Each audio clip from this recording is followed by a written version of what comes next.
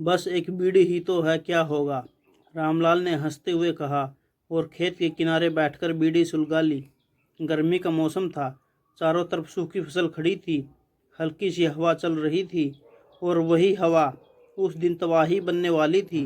रामलाल एक गरीब किसान था। पूरा साल उसने मेहनत की थी। सुबह से शाम तक खेत में पसीना बहाया।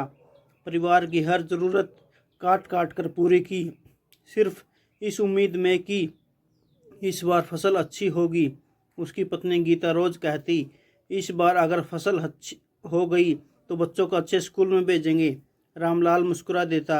उसके सपने बहुत बड़े नहीं थे, बस इतना चाहता था बच्चों को भूखा ना सोना पड़े, घर में थोड़ा सुख आ जाए। खेत में एक खड़ी फसल उसकी पूरे साल की उम्मीद थी। लेकिन उस दिन उसने एक छोटी सी गलती कर दी। बीड़ी पीकर उसने उसे ठीक से बुझाए बिना ही खेत में फेंक दिया। वह घर की तरफ चल पड़ा। उसे क्या पता था कि वो छोटी सी चिंगारी कुछ ही मिनटों में उसकी पूरी जिंदगी जला देगी। थोड़ी देर बाद हवा तेज हुई और उस बीड़ी की चिंगारी ने सूखी फसल को पकड़ लिया। पहले हल्का सा धुआं उठा, फिर अचानक पूरे खेत में आग फैल गई। गांव में अफरा तफरी मच गई। आग लग गई, आग लग गई। रामलाल दौड़ता हुआ वापस आया। उसने देखा उसकी पूरी फसल जल रही थी। आग बेकाबू हो चुकी थी। उसकी आंखों के सामने उसका साल भर का सपना, उसकी मेहनत, उसकी उम्मीद, सब कुछ राख बन रहा था।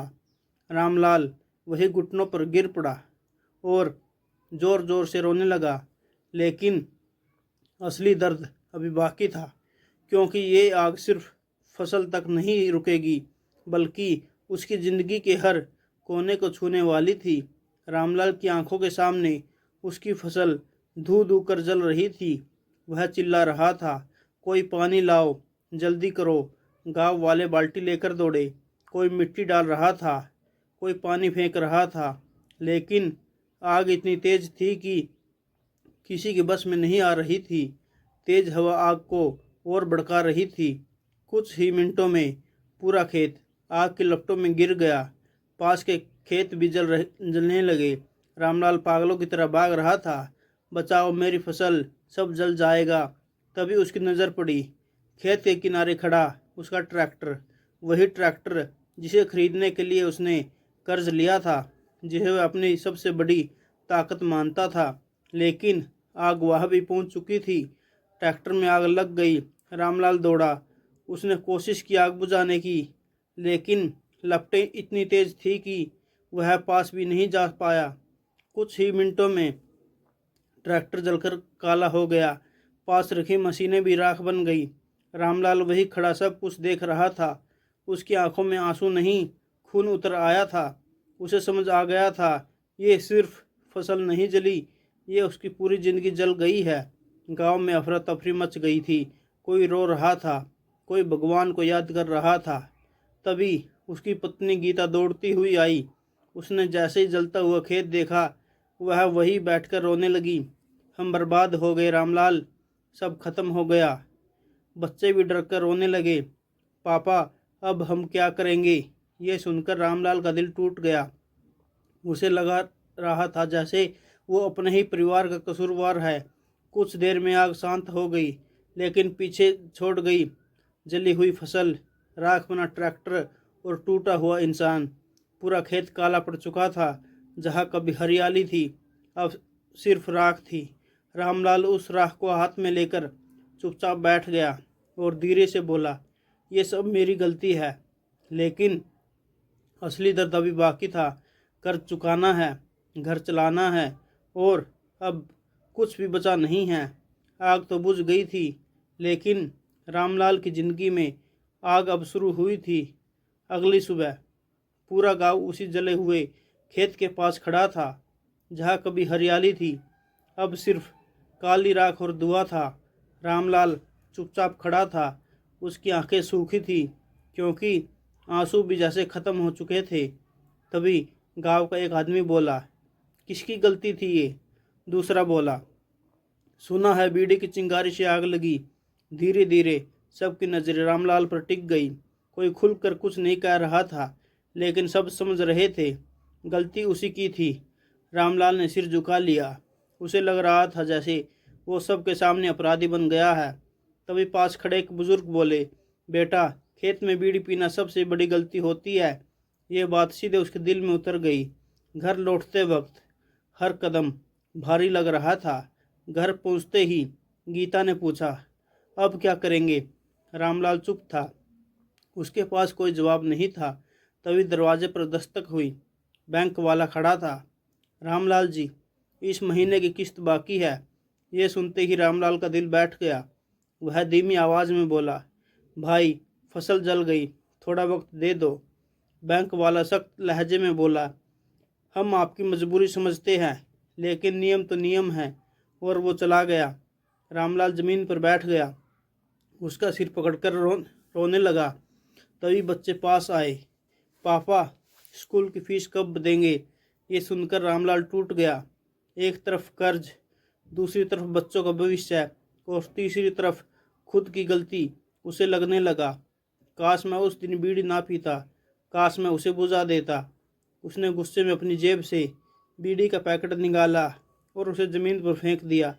आज से मैं कभी बीड़ी नहीं छूऊंगा। लेकिन क्या सिर्फ ये कसम काफ़ी थी? क्या उसकी ज़िंदगी वापस पटरी पर आएगी? क्या वो अपने परिवार को संभाल पाएगा? क्या एक टूटा हुआ इंसान फिर से उठने की कोशिश करेगा? आग के बाद कई दिन बीत गए, लेकिन रामलाल की ज़िंदगी में सब कुछ ठहरा हुआ था।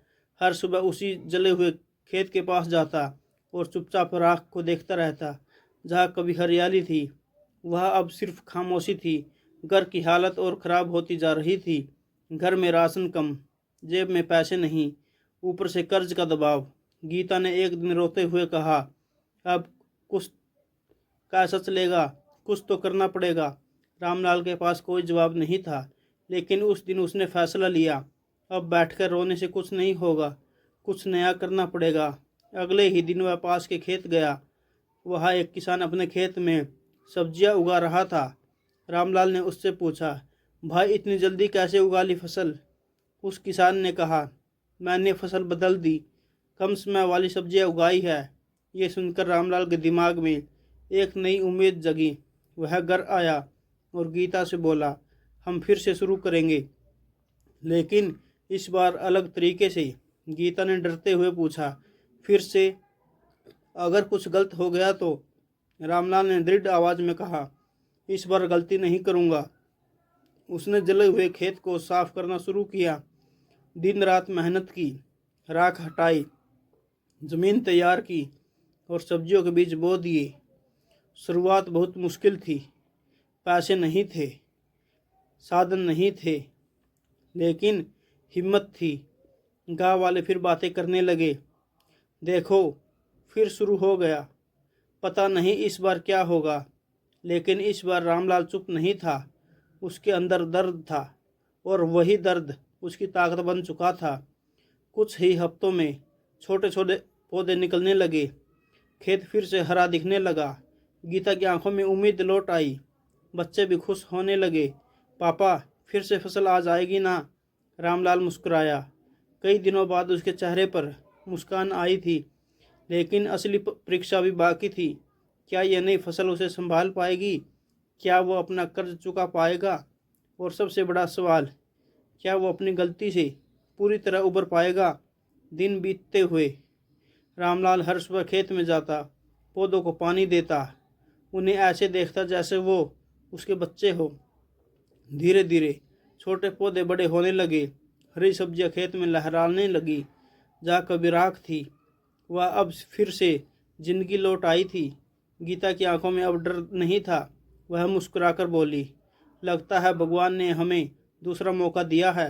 रामलाल ने आसमान की तरफ देखा और मन ही मन कहा, इस बार मैं गलती नहीं करूँगा। कुछ ही दिनों में पहली फसल तैयार हो गई। रामलाल उसे बाजार ले गया। उस दिन उसके हाथ में कई महीनों बाद कमाई के पैसे थे। वह पैसे देखकर उसकी आंखों में आंसू आ गए। उसे याद आया वो दिन जब सब कुछ जल गया था, वो रात जब बच्चे भूखे सोए थे। लेकिन आज उसके बच्चे खुश थे। घर में फिर से चूल्हा जल रहा था। धीरे धीरे उसने बैंक का कर्ज चुकाना शुरू किया, बच्चों की फीस भी भर दी। घर फिर से संभलने लगा। एक दिन गांव में कुछ लोग खेत के पास खड़े थे। कोई बीड़ी पी रहा था। रामलाल ने तुरंत जाकर उसकी बीड़ी छीनी और जोर से कहा, खेत में कभी बीड़ी मत पीना। सब हैरान रह गए। रामलाल की आंखों में आंसू थे। वह बोला, एक छोटी सी चिंगारी पूरे साल की मेहनत जला देती है। पूरा माहौल खामोश हो गया। उस दिन के बाद पूरे गांव में किसी ने खेत में बीड़ी नहीं पी। लोग सावधान रहने लगे। रामलाल अब सिर्फ किसान नहीं था, वह लोगों के लिए सीख बन चुका था। रात को जब वह घर लौटा, उसकी बेटी ने कहा, पापा अब सब ठीक हो जाएगा ना। रामलाल ने उसे गले लगा लिया और मुस्कुराकर कहा, हाँ अब सब ठीक होगा। एक छोटी सी गलती पूरी जिंदगी बदल सकती है। चाहे मालिक हो या मजदूर, खेत में कभी बीड़ी ना या आग से खेल